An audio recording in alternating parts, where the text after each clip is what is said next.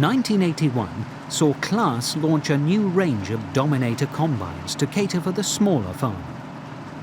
The lineup included the Dominator 38, 48, 58 and 68, with engine power ranging from 65 to 100 horsepower. This Dominator 68, the largest model available, is cutting winter wheat with a 12-foot header. 10 and 13-foot headers were also available. The thrashing drum, just over a metre wide, had 6 rasp bars.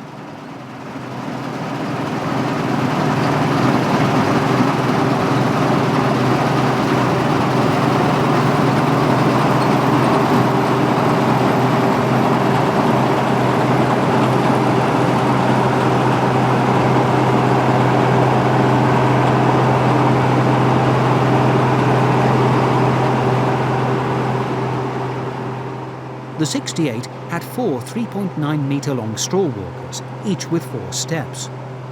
Like the larger combines, it incorporated the intensive separation system with one set of agitation tines above the walkers. The straw chopper, seen out of work on this example, was an optional extra.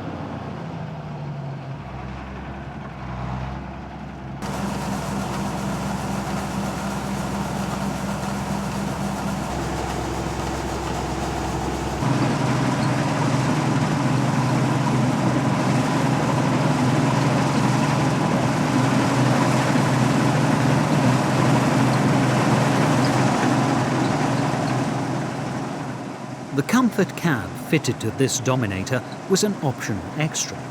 An open platform was standard, with the option of a sunshade to protect the operator from the summer heat.